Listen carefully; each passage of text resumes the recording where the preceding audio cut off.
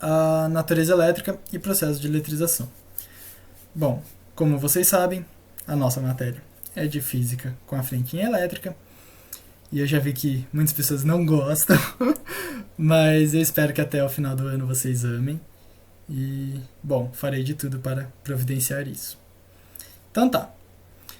Primeiramente, nada melhor do que começar a matéria de elétrica com o começo da história da elétrica.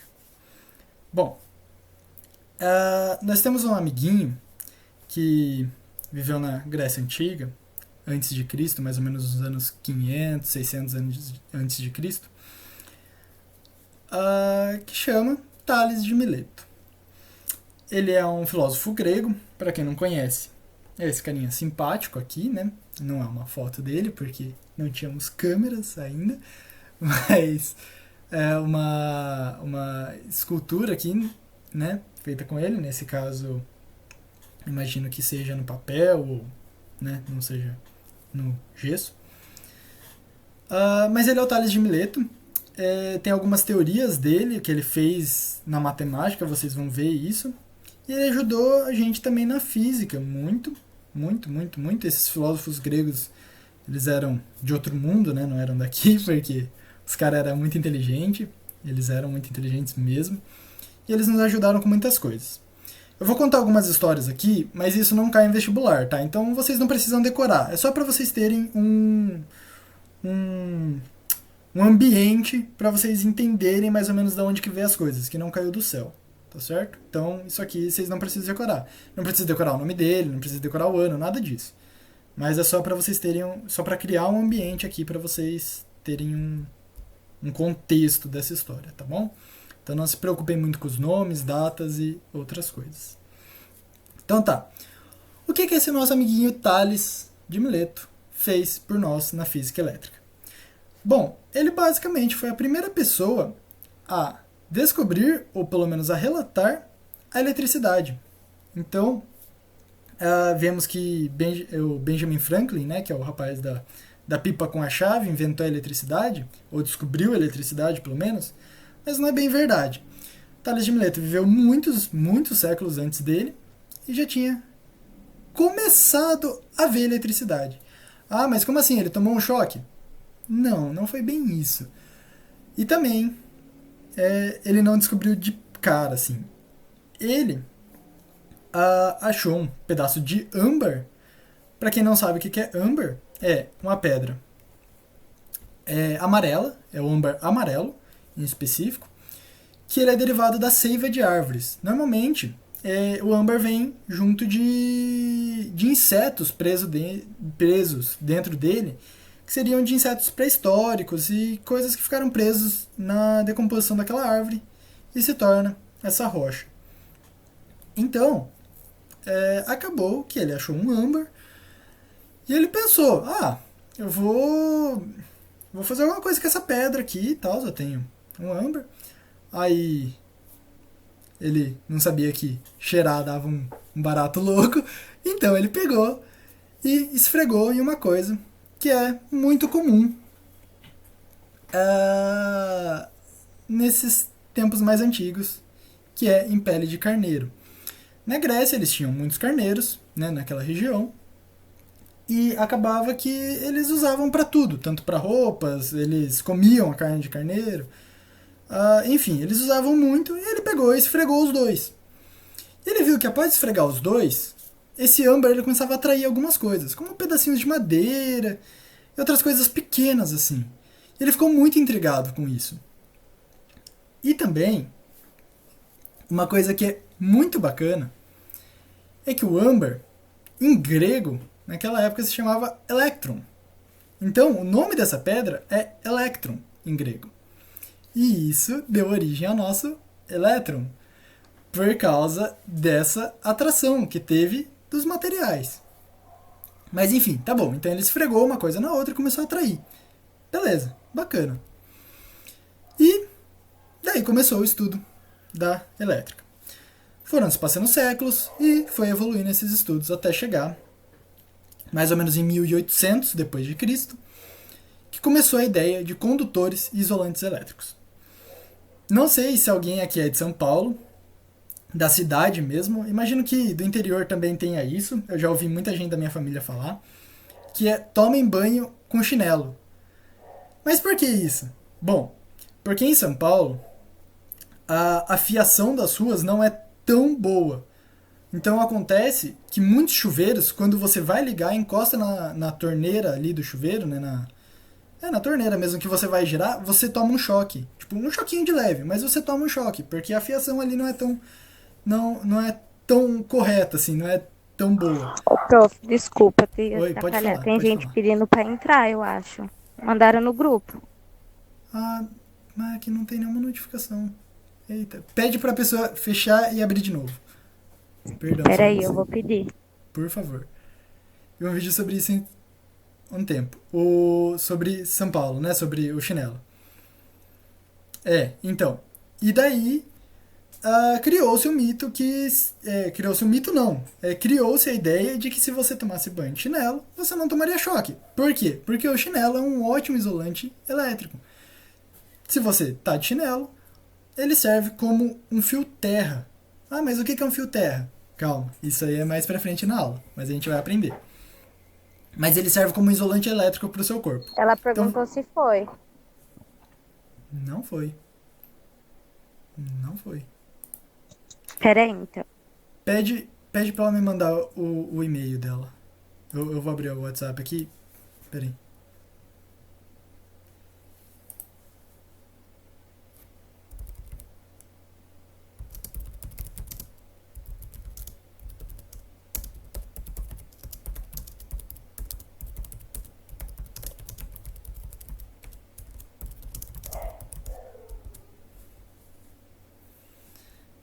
Tá. Eu pedi o e-mail dela, eu já adiciono ela aqui. Bom, então tá bom. Então temos os isolantes e os condutores. Os condutores são exatamente os fios da fiação ali que tem, né, nos postes e tal, que vão passar essa eletricidade de um ponto até o outro. Deixa eu adicionar ela aqui. Perdão, gente, pelo.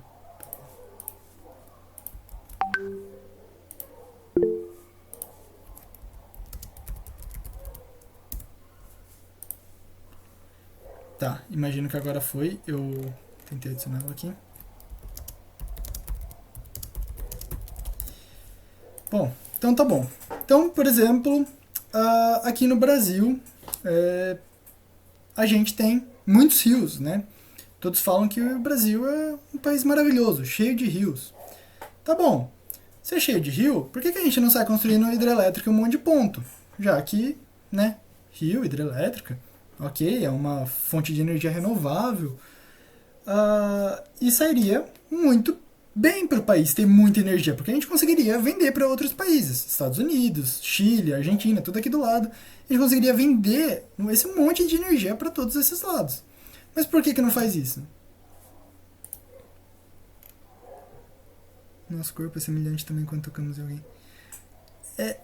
Peraí, que eu já falo. Só deixa eu concluir essa ideia. Tá, então tá, mas por que não faz isso? Bom, porque basicamente a maioria dos nossos rios está localizado na parte norte e nordeste do país, que é ali, a parte da Amazônia e tal. E para você trazer toda essa energia da hidrelétrica de lá para cá, para São Paulo, que é o maior consumidor de energia do país, essa região aqui, né, São Paulo, Rio de Janeiro, Minas, acaba sendo muito caro por causa das fiações, por causa dos condutores elétricos, que não é tão barato assim fazer essas fiações, porque normalmente é com cobre, são materiais muito caros.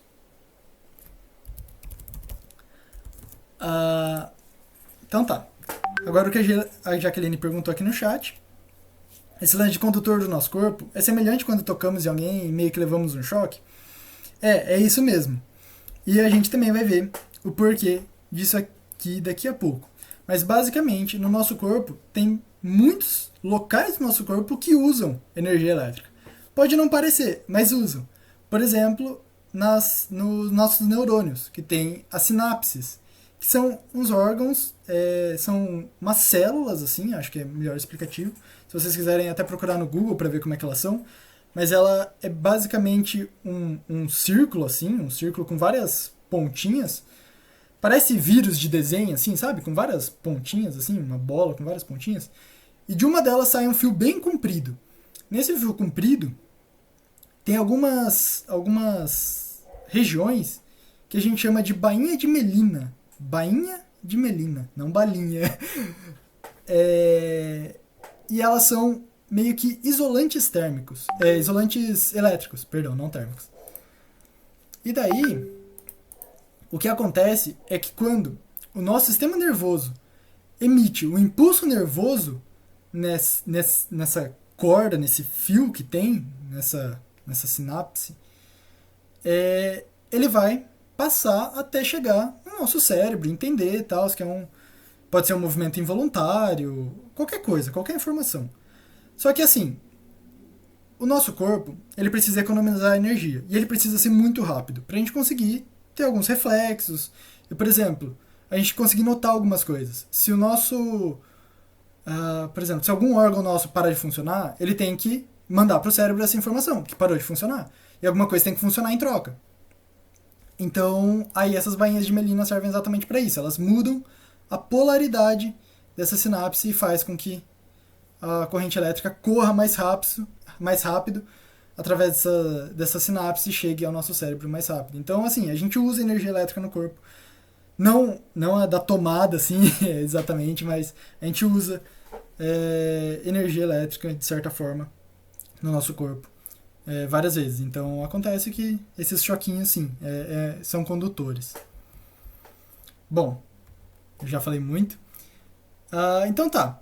Só que a gente tem um problema. A gente tem os condutores e os isolantes. Só que a gente não sabe como é que funciona. Como é que funciona tudo isso? Tá bom, Tales de Mileto sabia que se esfregar uma pedra numa pele de animal, ok, gera atração. Mas e aí? E aí, como é que funciona? A gente quer saber como é que funciona. Não pode ser assim, só jogado. Então tá. Então, tem uma coisa, a física e a química, elas andam de mão dadas. Elas são muito amiguinhos, muito amiguinhos. BFF. Bom, e a gente precisa ver também o lado da química. Na química, eu vi que hoje vocês estudaram modelos atômicos e a gente vai falar exatamente deles. Para começar, do nosso amigo John Dalton, que é esse rapaz simpático aqui. E, bom, a ideia dele de um átomo era que era uma esfera densa, maciça, indivisível e neutra. Exatamente como uma bola de bilhar ou sinuca. Só que, tá bom. E aí, como é que funciona, Dalton? Você sabe explicar isso aqui? Ele, não sei não. A minha teoria tá certa, a sua que deve estar errada, porque eu não sei explicar não. Mas peraí, então, não é possível que tudo esteja errado, mas a sua teoria tá certa. Então tá bom. Então, eles descobriram que a teoria do Dalton não estava tão correta assim. Que o átomo era alguma coisa além de uma esfera densa, maciça, indivisível e neutra. Então, evoluímos para o nosso segundo modelo atômico, que é de J. Thomson, que é esse cara, outro muito simpático aqui. E ele já dizia que a esfera era positiva e tinha alguns elétrons distribuídos. Lembra? Em grego, amber, electron. Aqui já temos elétrons distribuídos. E os elétrons acabava que neutralizava essa carga da esfera que era positiva, porque os elétrons têm carga negativa. Então acabava que uma mistura de tudo deixava ela neutra. Então ok, agora sim, agora a gente tem carga nela, que daí explicaria um pouco a nossa ideia de eletricidade. Para exemplificar o modelo de Thomson, ele diz que pode ser considerado como um pudim de passas, onde o pudim era a esfera positiva. Então toda essa parte amarela é positiva. E as passas, que é essas frutinhas escuras, né, que ninguém gosta, principalmente tem muito no Natal, são os elétrons, que são negativos. Então isso exemplificava o modelo dele. Mais pra frente foram atualizando os modelos e foi mudando ainda mais até a gente chegar no de hoje, que é esse daqui de Schrödinger. Mas esse é muito feio, então a gente usa esse de Bohr, que vocês vão usar mais, tá? Então tá bom. Então, agora a gente tem algumas coisinhas que é bom vocês saberem. O princípio de atração e repulsão de alguns corpos carregados. Não sei se vocês já brincaram com o ímã, mas o ímã ele tem um lado positivo e um lado negativo, ou mesmo um polo e um sul. E bom, os opostos se atraem, né? Tem até aquele programa na TV que os opostos se atraem, nem sei se passa mais. E é basicamente isso, os opostos se atraem. O positivo com o negativo se atraem. Mas caso você coloque 2 positivos ou 2 negativos, eles se repelem. Você dificilmente consegue juntar os dois. Se for um ímã ou alguma coisa que tenha carga parecida, que tenha carga de mesmo sinal muito forte, você não consegue juntar nem se você fizer toda a sua força. Você não consegue. É muito difícil mesmo. Qualquer dia vocês podem até fazer um teste com ímã, assim. Tentar juntar dois lados é bem difícil. E outra coisinha aqui são os corpos carregados e os corpos neutros. Os corpos aqui podem ser carregados positivamente, quando o número de prótons é maior do que o de elétrons, né? Como eu falei, os modelos vão evoluindo, vocês viram hoje os modelos. E tem os prótons que são positivos e os elétrons negativos. E quando se tem uma diferença entre esses dois, o átomo ele ganha uma carga. No caso, mais prótons, que são positivos, a carga do átomo é positiva. Neutro, caso tenha o mesmo número, e negativo, caso tenha mais elétrons do que prótons. Tá certo? Bom, agora que colocamos essas ideias na mesa, vamos aqui voltar um pouquinho para a física. Então tá bom. Então, a gente descobriu que tem elétrons e tem prótons nos átomos, certo? Graças à química. A química mostrou isso pra gente. Ah, então tá bom. Agora que provamos que Dalton estava errado, que, assim, errado, de certa forma, não tão bem, não tão certo quanto era para estar. Thomson melhorou um pouquinho. E Bohr, assim, melhorou a nossa vida muito, 100%, 100% para mais. O cara ajudou muita gente na física. Então tá, só que agora a gente precisa provar como é que esses elétrons funcionam na eletricidade. Bom, os átomos, para quem vocês conhecem tabela periódica, né? Caso não conheçam, pode pesquisar no Google aí, vai aparecer 1500 tabelas periódicas, mas elas têm várias linhas, né?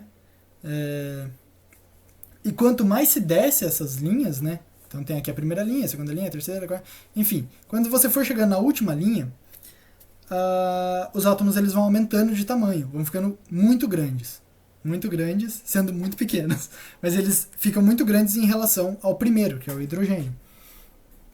Tá, mas o que isso muda na minha vida? Bom, quando um átomo é muito grande, acontece o seguinte. Então, a gente tem esses níveis aqui, né? Vocês conseguem ver nessa imagem, essa imagem aqui tá bem bacana para mostrar isso, mas tem os níveis. Sabemos que esse primeiro nível aqui, que tem um elétronzinho só, ele fica bem próximo ao núcleo. O segundo nível já fica um pouquinho mais longe. O terceiro, um pouquinho mais. O quarto, um pouquinho mais. E assim vai, até ficar muito longe. E o que acontece?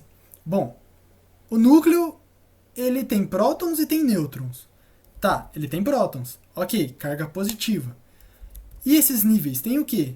Eles têm elétrons. Então carga negativa. O que a gente viu? Os opostos se atraem. Se tem positivo no núcleo e negativo nesse nível, acontece que eles vão se atrair.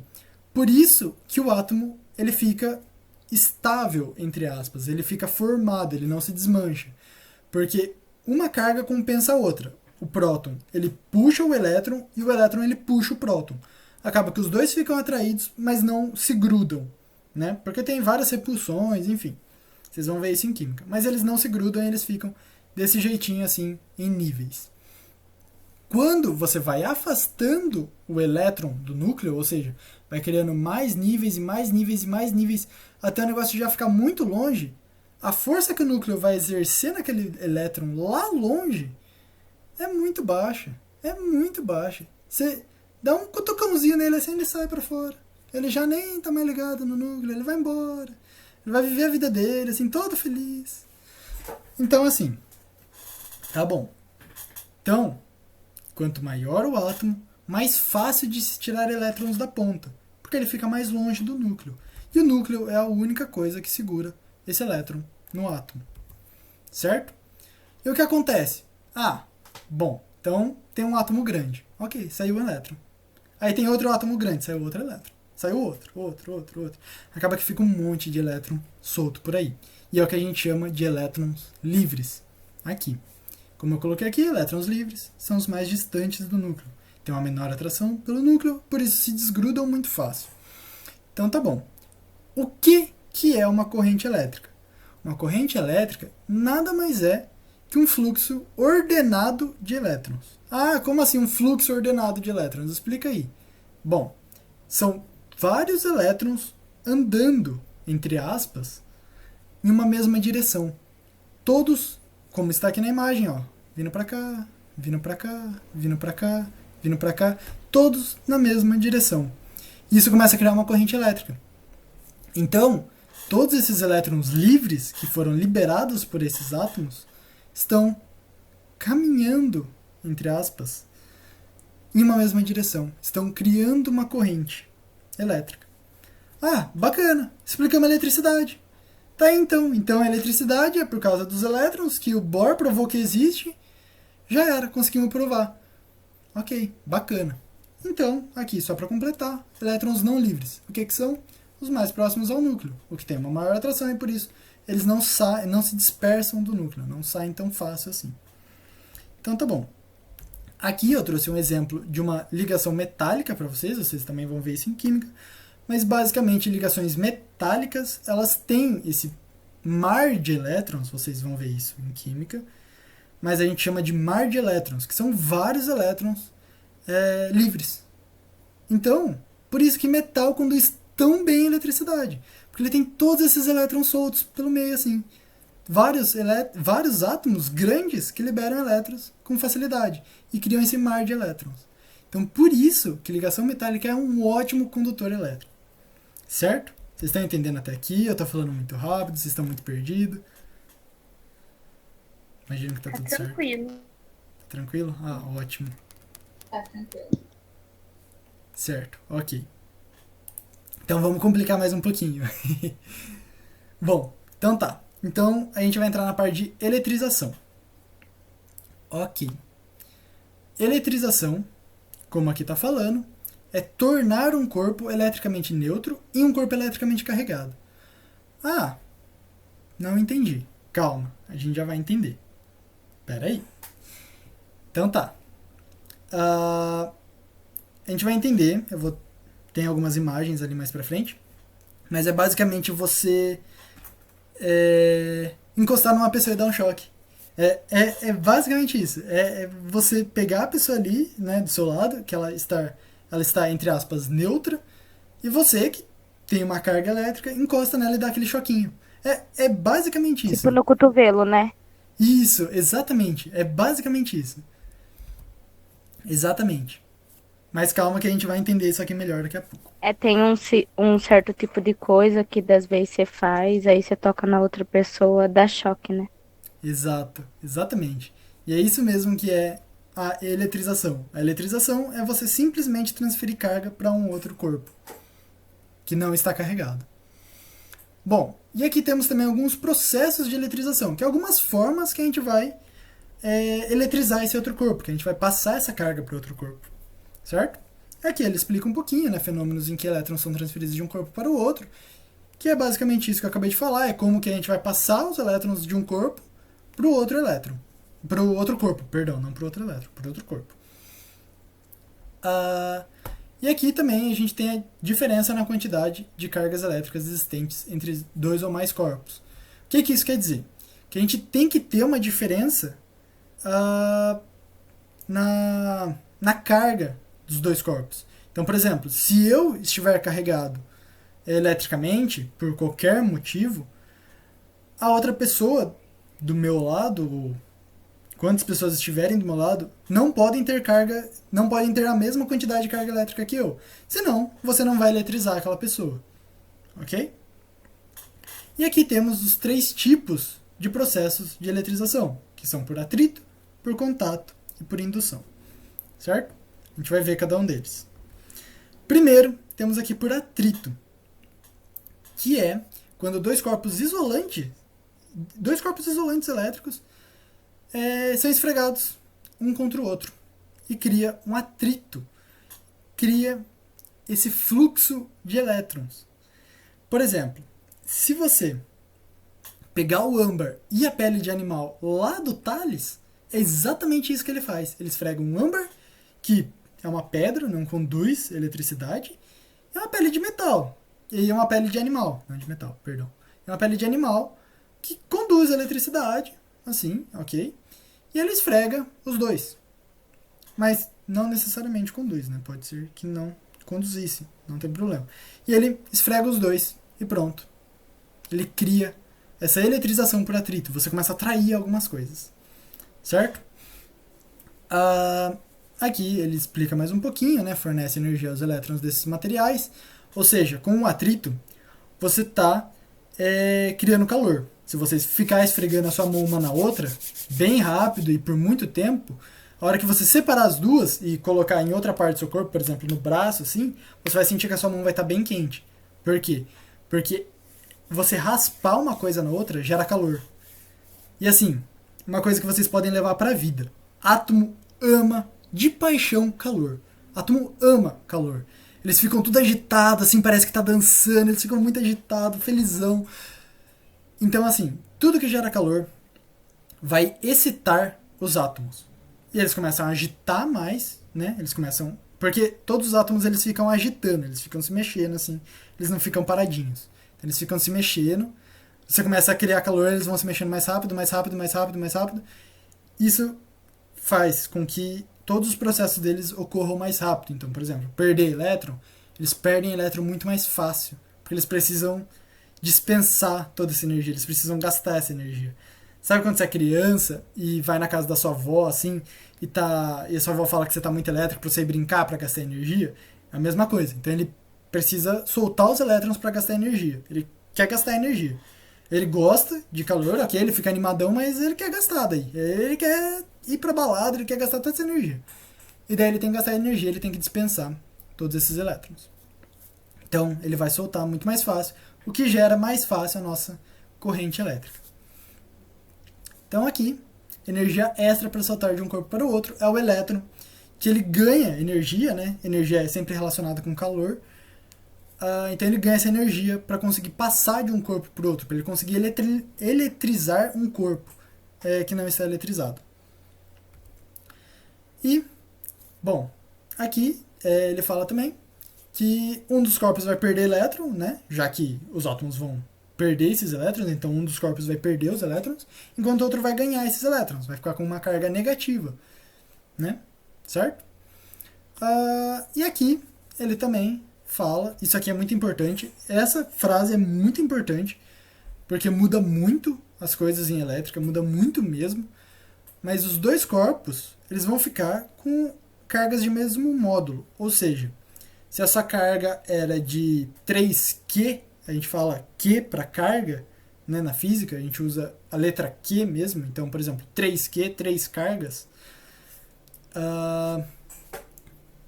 Se um corpo ficou com 3 cargas, o outro vai ficar com menos 3 cargas. Os sinais são opostos, mas o módulo é exatamente o mesmo. O módulo, para quem não sabe, é nada mais, nada menos do que dois tracinhos assim, ó, e um número aqui no meio. Esses dois tracinhos significam que o número perde o sinal depois que sai. Então, por exemplo, estava menos 3 aqui, aqui vai sair 3. Estava menos 3 aqui, aqui também vai sair 3. Então, certo? Então é exatamente isso. Módulo, ele só quer dizer isso, que a quantidade é a mesma, mas os sinais vão ficar trocados. Certo? Porque eles vão entrar em equilíbrio. E aqui é um experimento bem bacana para vocês fazerem na casa de vocês, caso queiram e caso também tenham disponibilidade, que é pegar papel sulfite mesmo e cortar alguns pedacinhos, assim, pequenos, uns quadradinhos assim, mais ou menos, encher uma bexiga e esfregar no cabelo. Esfrega ali no cabelo, não tão forte para ela não estourar, mas você fica esfregando no cabelo.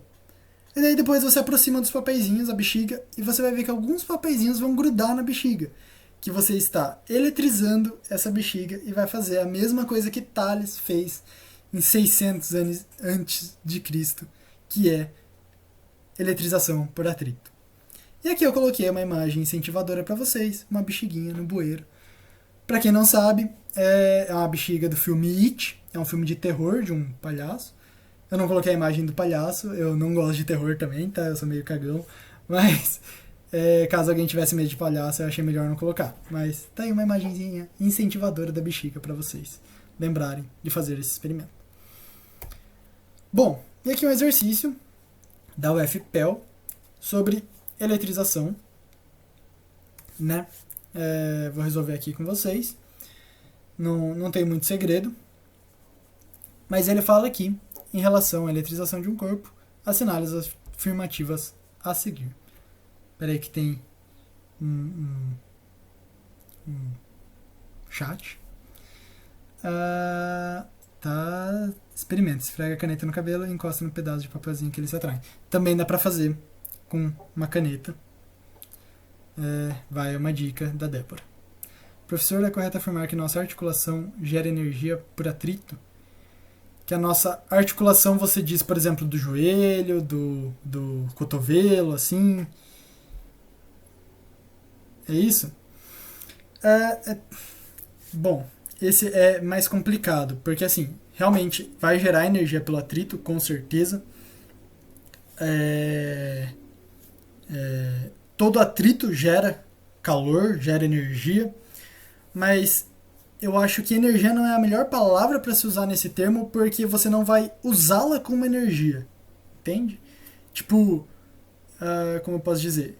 Você sair correndo num campo de futebol, dá 10 voltas no campo de futebol, você vai começar a suar, seu corpo vai estar muito quente, muito, muito, muito quente.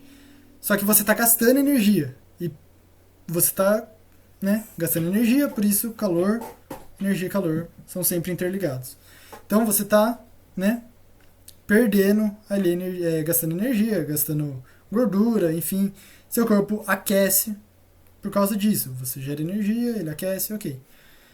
Mas com a articulação, quando você dobra assim, várias vezes você ficar o dia inteiro dobrando, você vai suar, obviamente, por estar fazendo um esforço físico, mas você não vai gerar energia de certa forma por esse atrito. Porque não é literalmente energia, né? Eu falo que calor e energia é a mesma coisa, mas assim, é que eles são muito interligados. Você não pode sempre substituir um pelo outro, mas normalmente na física vai, porque você usa muito. Na física, na química, é praticamente sinônimo, mas não se pode substituir por tudo. É mais um termo da física e da química assim, que você usa muito mesmo. É basicamente sinônimo. Então eu acho que nesse caso não ficaria da melhor forma. Eu acho que o calor se encaixa melhor nessa frase. Certo? Eu acho que eu respondi a sua pergunta. Não sei. Mas enfim. Ok, já vejo de novo. Bom, tá, então, continuando aqui o exercício. 1. Se um corpo neutro perder elétrons, ele fica eletrizado positivamente? Isso tá certo ou tá errado, gente? Alguém quer responder? No chat? Na voz?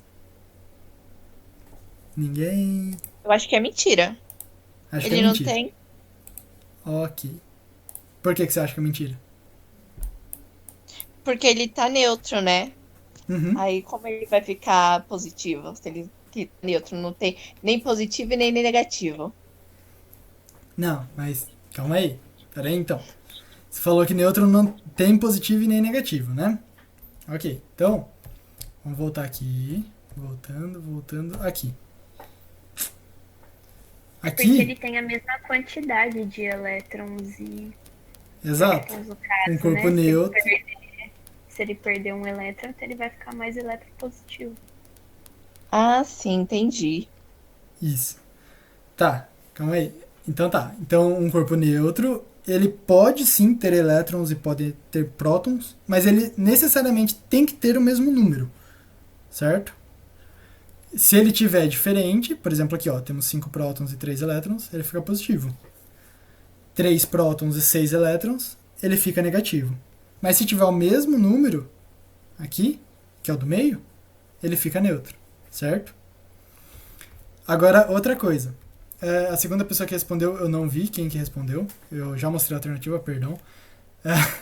Mas a segunda pessoa que respondeu falou que ele perde elétrons e por isso ele fica mais eletropositivo. A sua frase está certa, mas o termo está errado. Eletropositivo não tem a ver com a polaridade da carga.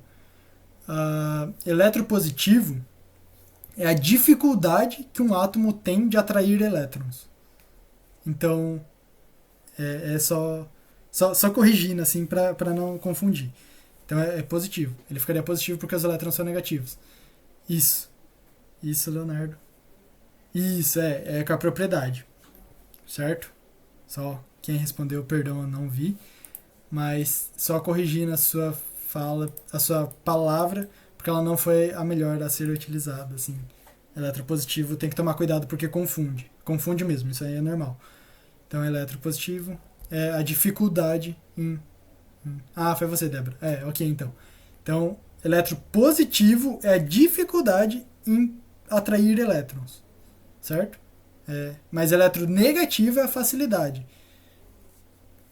Negativo, elétron, aí ele gosta. Então, facilidade. Ok? Só pra corrigir. Então tá, como aí vocês falaram, se um corpo neutro perder elétrons, ele fica positivo. Certinho? Ok. 2. Atritando-se um bastão de vidro com uma flanela, ambos inicialmente neutros, eles se eletrizam com cargas iguais? E aí? Certo ou errado? Eis a questão. Não. Sim? Não? Porque não? Porque sim? A Jaque deu um chute. Porque Vocês tem que concordam ter com ela? diferença de carga entre um e outro. Ó. A Jaque acertou. A Débora, imagino que o que você tenha pensado tá certo também, mas novamente o carga não assim, quando você atrita, as cargas elas realmente ficam iguais, assim, o número de cargas ficam iguais, mas o sinal fica trocado, uma vai ficar positivo e a outra é negativo. Jaqueline acertou, Joelma também, Débora, imagino que tenha pensado certo. Mas é difícil mesmo falar, eu sei que é difícil falar também, tem uma dificuldade. Bom, tá, aqui. O fenômeno da indução eletrostática consiste na separação de cargas no induzido pela presença do indutor eletrizado. Ok, perdão, essa daqui a gente vai ver daqui a pouco. Então, ignorem ela. Mas a gente vai fazer as outras, tem como fazer por eliminatório. Aproximando-se um condutor eletrizado negativamente de outro neutro, sem tocá-lo, este permanece com a carga total nula, sendo, no entanto, atraído pelo eletrizado. Então, caso não tenha entendido aqui, ele está perguntando assim, se você aproximar um neutro de um negativo, ele vai atrair ou ele não vai atrair? Ele vai atrair, né? Não, ele não atrai. Porque o único que atrai pelo neutro o único que atrai pelo negativo é o positivo. O neutro não é atraído por nenhum. Certo? Então, aqui, errado. Não, tá certo. Perdão. Ele vai atrair, sim, o neutro. Tá certo. Perdão, isso. Eita, agora eu confundi tudo aqui. Ele vai sim ser atraído. Aproximando o condutor eletrizado negativamente de outro neutro sem tocá-lo, este permanece com carga total nula. Sendo... porque ele fala aqui, com carga total nula. Então, quer dizer que para anular o negativo, ele vai ser puxado e vai passar o positivo e vai anular. Então tá certo, tá? Perdão. E agora o último. Um corpo carregado pode repelir um corpo neutro. Aí sim é o que eu falei, que o neutro ele não é repelido e nem atraído por nenhum. Então tá errado. A alternativa é a B, né? A 3 tá certa também. A gente vai ver daqui a pouco. Eita, já tá dando horário. Tem qualquer coisa, se alguém precisar sair, pode sair, tá? É rapidinho, tá? Eu só vou acabar aqui pra não ficar metade da aula dada. Tá, eletrização por contato.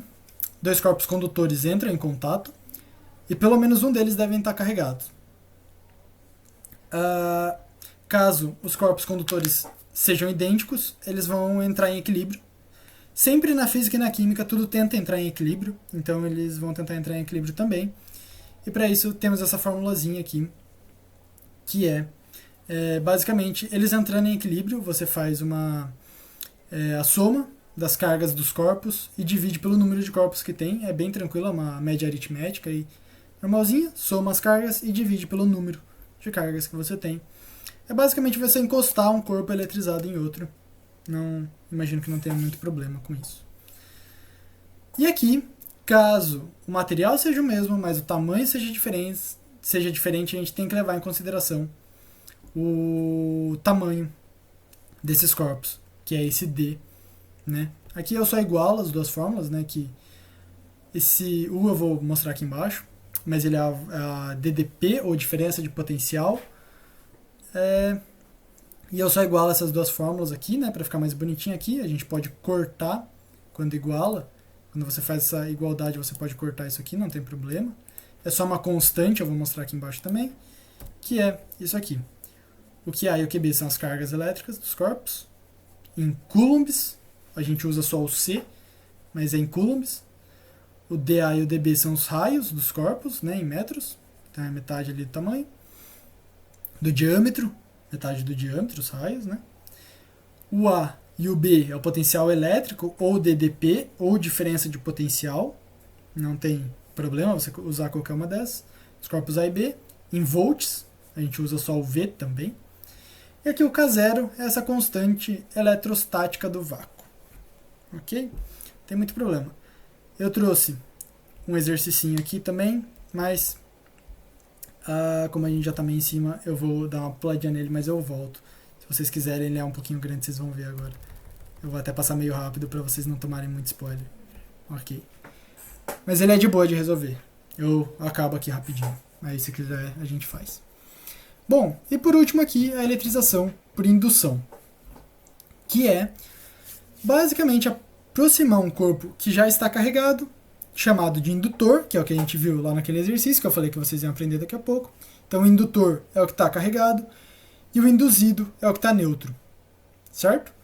E você vai induzir essa eletricidade, você vai passar ela de um corpo para outro, exatamente como é mais ou menos a de contato. Enfim, elas são bem parecidas todas elas. Então aqui tem uma polarização de cargas, né? Você vai mexer no polo delas, né? Vai deixar positivo, negativo, enfim. Aqui é a separação, né? Carga positiva e negativa. E quando polarizado, o corpo induzido ainda é neutro. Então, esse induzido aqui, esse corpo induzido, como está mostrando aqui embaixo, aterramento, que é conectar um corpo induzido à Terra por meio de um fio condutor, é exatamente o que eu falei lá do chuveiro, que é o fio terra. Tá, mas o que é o fio terra? É exatamente o que o nome dele fala. É um fio que vai na Terra. Por que na Terra? Porque a Terra é um isolante elétrico. Não se passa energia por baixo da Terra, por baixo do chão. Terra não planeta, tá, gente? Terra mesmo, chão ali. Então, o que acontece? Tem em carro, tem poste, tem prédio, que é o famoso para-raio. O que é isso? É um condutor metálico, bem no alto, bem no alto, que fica lá, por exemplo, quando está chovendo e dando aqueles raios muito fortes, para eles não destruírem o prédio inteiro ou destruir alguma outra propriedade ali perto ou qualquer coisa ali perto, tem esse objeto metálico que atrai esse raio, porque ele é metálico, ele é um bom condutor de eletricidade, então ele vai atrair esse raio, o raio bate nele, ele está conectado na Terra, então ele empurra essa eletricidade até a Terra e neutraliza esse raio, deixa neutro de novo. Então isso aqui, quando polarizado, o corpo induzido ainda é neutro. Então é exatamente isso, é como o para-raio funciona. Ou o fio terra funciona assim também.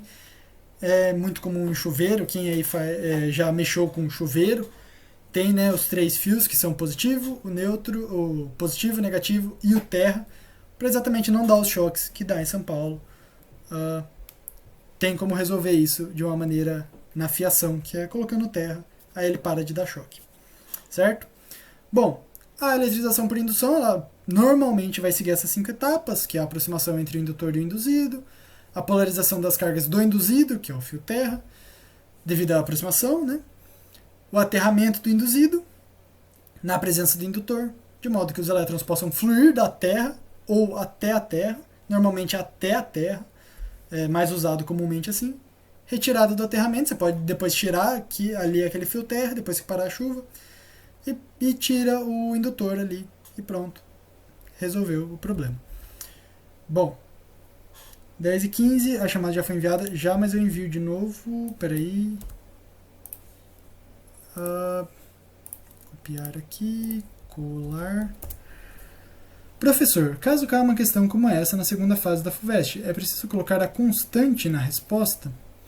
Então, caso caia na segunda fase da FUVEST, é bacana o seguinte. Segunda fase, eu já falei para alguns aqui, alguém ficou lá depois da aula semana passada, eu conversei um pouquinho com ela, eu falei exatamente isso, eu vou falar para vocês de novo.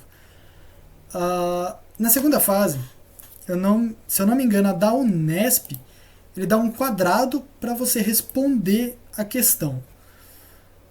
E ele deixa o resto da folha para você fazer rascunho, basicamente. Mas na segunda fase você tem que prestar atenção, porque como é a parte escrita, a pessoa que vai corrigir não vai ver só a sua resposta, ela vai ver todo o seu desenvolvimento. Então assim, coloque o máximo de coisa que você for usar na sua resposta final, na sua segunda fase. Por que eu digo isso? Porque é o seguinte, no caso aí se perguntou, eu preciso colocar a constante? Você pode colocar numa fórmula inicial, você pode colocar a fórmula como eu coloquei, daí falar, igualando essas duas DDPs, eu posso igualar essas duas equações também. Essas duas fórmulas também. E assim, cancelando a constante uma vez que tenha dos dois lados. Não tem problema, você pode colocar isso. Mas assim, se você colocar direto, sem constante, a pessoa que está corrigindo pode achar que foi sorte. Ela pode achar que você simplesmente não lembrava que tinha essa constante aí. E daí ele pode descontar, assim, sei lá, 0,1 da sua resposta. E infelizmente você sabia e poderia evitar esse erro. Então assim, tudo que for importante na sua resposta, coloque. Nunca deixe ela pela metade ou, sei lá, pule passo muito importante. Sempre coloca o máximo de coisa e sempre numa ordem. Não vai fazendo muito espalhado. Sempre, assim, num cantinho, de baixo para cima. Aí depois você fecha, assim, do lado. Aí você coloca mais de cima para baixo. Não de baixo para cima. De cima para baixo, perdão. Mas coloca bonitinho, ela arrumadinho. Tá bom? Bom, a matéria acabou. É isso aqui a aula. Tem um outro exercício aqui. Se vocês quiserem, eu faço os 2 exercícios. Quem quiser ficar na aula, quem quiser sair pode sair. Tá dispensado. Caso alguém fique queira que eu resolva os exercícios, bom, a gente resolve aqui. Não é muito difícil, ele é mais extenso. Pode resolver? Todo mundo vai ficar? Ótimo. Então tá, vamos resolver aqui os 2 exercicinhos, só para finalizar. Tem-se 3 esferas condutoras, A, B e C. A esfera A é positiva e a esfera B é negativa. As duas são eletrizadas com cargas de mesmo módulo, carga Q.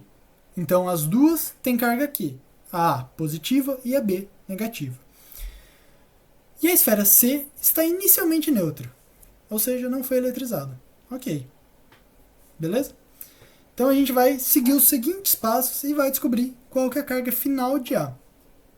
Primeiro passo, a gente vai encostar as cargas, a esfera C na esfera B. Com a A mantida a distância, em seguida separa-se C e B. O que vai acontecer quando você encostar as duas esferas? Alguém quer dar uma opinião? Quer falar alguma coisa? Não? Ok. Então tá. Então, a gente vai fazer uma tabelinha aqui, só pra gente saber. A esfera A carga Q, a esfera B menos Q, porque é negativa, a esfera C nula. Quando a gente encosta a C em B, vai acontecer uma eletrização por contato. Ah, tá bom. Então, vai acontecer que a carga de B vai passar para C, uma vez que a C está neutra. Então, a C está neutra, ela não tem carga. Então, a carga de B passa para C. Ok? Faz a média aritmética da carga de Q mais a carga de C dividido por 2. Ah, por que você colocou QB' e QC'? Bom, eu coloquei essa linha porque vai mudar a carga de B e vai mudar a carga de C depois disso. Tá bom? Então, essas serão as novas cargas. Ah, por que você colocou igual? Bom, porque a carga de B, quando ela encosta com C, vai ser a mesma da carga de C, porque elas vão ficar em equilíbrio. Então, ok, você faz aqui a média aritmética, substitui, né? QB a gente sabe que é menos Q, QC, 0.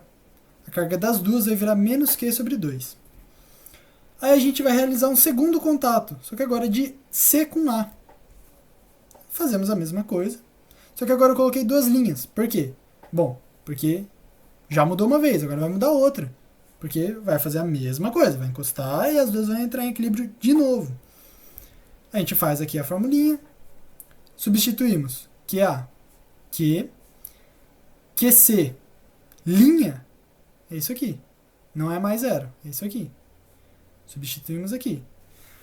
Para facilitar a nossa conta, a gente multiplica por 2 esse QA e divide por 2. Se cortar aqui, depois vira o que estava aqui. Mas aqui facilita a nossa conta, porque os dois estão divididos por 2, a gente só precisa fazer a conta de cima. Certo? Deixa eu colocar a caneta aqui. A gente faz essa conta de cima, 2Q menos Q é Q. Quando tem divisão dividindo aqui, a gente só multiplica esses dois números, que vai dar o 4. Certo? Então agora, a carga de A e a carga de C são essa daqui. Essa daqui já não vale mais para C. É essa daqui. Então a gente pode até coisar aqui C. Agora é essa. Ok. Agora a gente vai encostar A com B. E daí a segunda carga de A com a segunda carga de B. A gente vai substituir o QA, que é isso aqui, e o QB, que é isso aqui.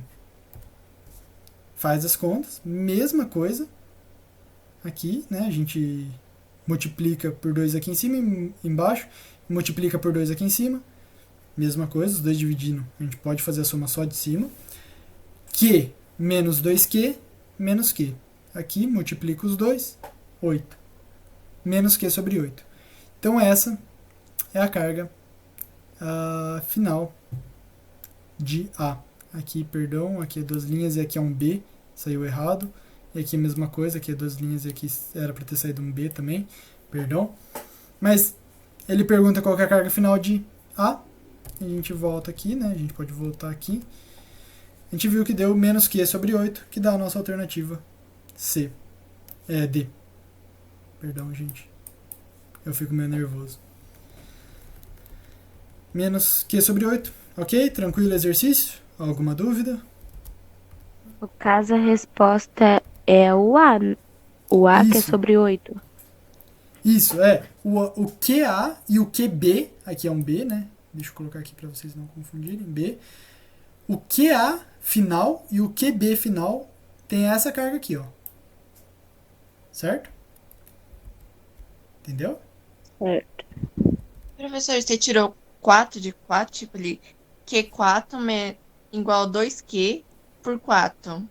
Aí você só deixou 4? Calma aí, o quê? Onde? Aí, ó, não tem, ó. Aqui? Q4. É. Tá. Q Aí. dividido por 4 menos 2Q dividido por 4. É isso? Isso. Aí tá. Então, ó, eu não sei se vocês já viram isso, mas tem uma propriedade na matemática que quando se tem uma divisão igual, assim, tipo aqui, os dois estão dividindo por 4, a gente mantém esse número de baixo e faz a conta de cima. Então, por exemplo, quando é mais e quando é menos, né? Quando é multiplicação e divisão não dá certo. Mas quando é mais e quando é menos, a gente pode fazer isso. Então aqui, ó, os dois estão dividindo por 4, a gente mantém o 4, né? Aqui, a gente mantém esse 4, passa pra cá, e daí você faz a conta de cima. Q menos 2Q. Certo?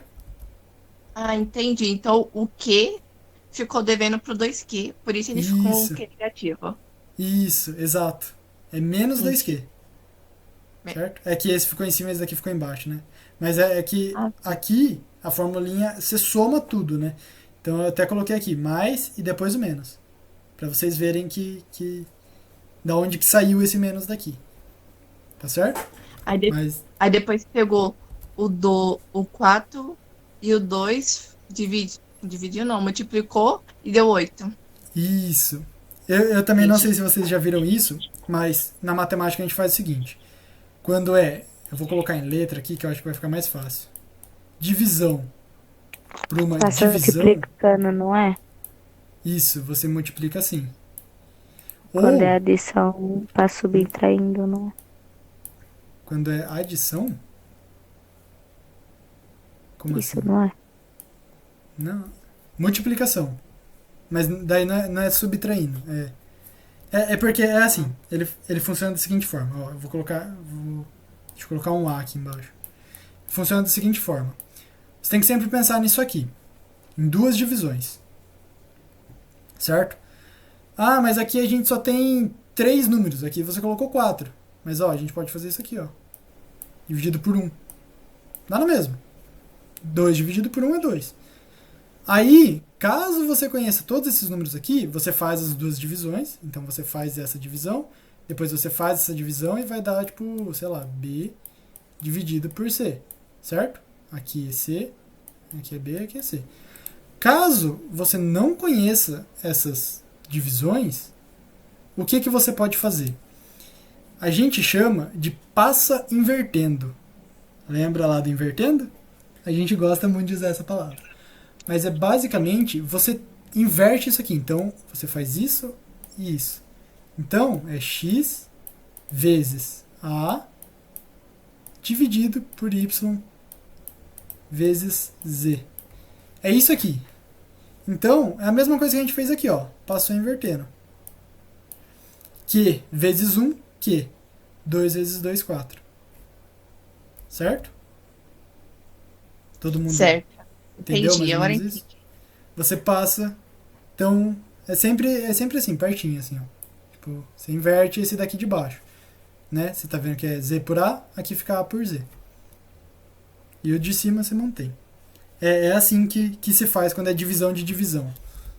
Sempre. Ok, então tá. Agora a gente faz esse exercício aqui também. Esse daqui é mais rapidinho, não tem conta. Mas ele fala de para-raios. Raios são descargas elétricas de grande intensidade que conectam as nuvens de tempestade à atmosfera do solo. A intensidade típica de um raio é de 30 mil amperes. Para quem não tem ideia, é cerca de 1000 vezes a intensidade de um chuveiro elétrico. É muito forte. E os raios percorrem distâncias de ordem de 5 quilômetros. Durante uma tempestade, uma nuvem carregada positivamente aproxima-se de um edifício que possui um para-raios, conforme essa figura a seguir. Como eu falei, os para-raios, eles são conectados ao solo para exatamente neutralizar essa carga toda que eles recebem, e é por indução. Ok? Então, o para-raio é induzido e a nuvem carregada é o indutor. De acordo com o enunciado, pode-se afirmar que, ao estabelecer uma descarga elétrica no para-raios, os prótons passam da nuvem para os raios, para o para-raios, os prótons passam do para-raios para a nuvem, elétrons passam da nuvem para o para-raios, elétrons passam do para-raios para a nuvem, ou elétrons e prótons transferem-se de um corpo para o outro. E aí? Alguém sabe? Alguém quer chutar? Não tem problema de errar, a gente está aqui para aprender. A letra E, prof? Por que a letra E? Tem alguma ideia? Ah, porque tá passando de um corpo pro outro, né? A nuvem tá ali com uns coisinhos de para-raio, sei lá, Ó, conexão, Eu sei lá. diria C. por que você diria C? Ó, elétrons passam da nuvem para o para-raio. Quer dizer que o elétron está na nuvem e ele vai passar para raio.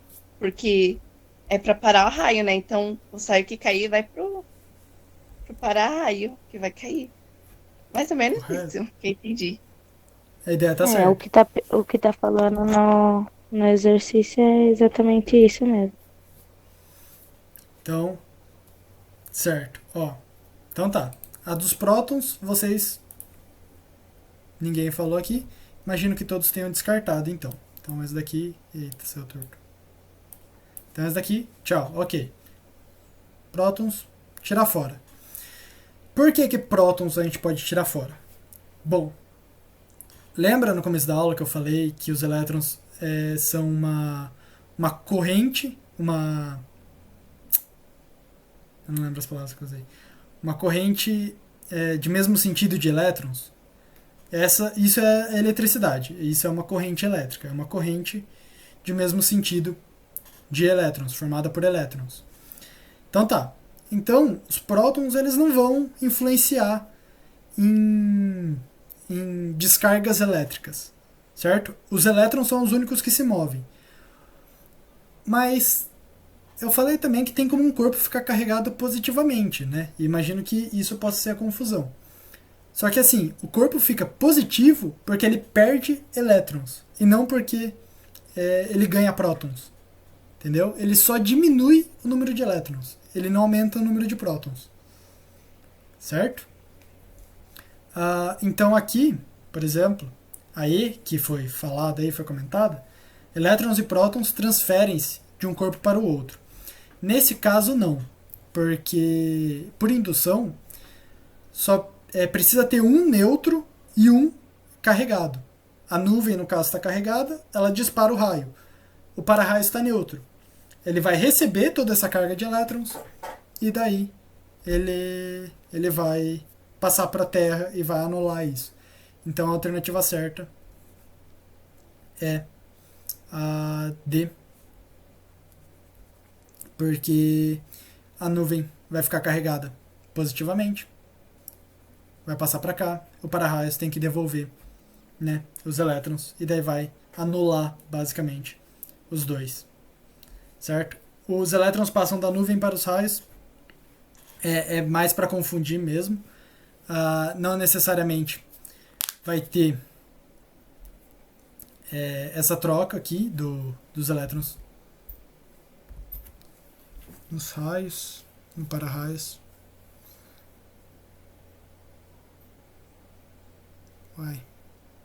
Não, tá certo, isso aqui mesmo. Porque daí a nuvem ela vai ficar carregada positivamente, certo? A nuvem carregada positivamente vai precisar de elétrons. O para-raios vai fornecer isso através...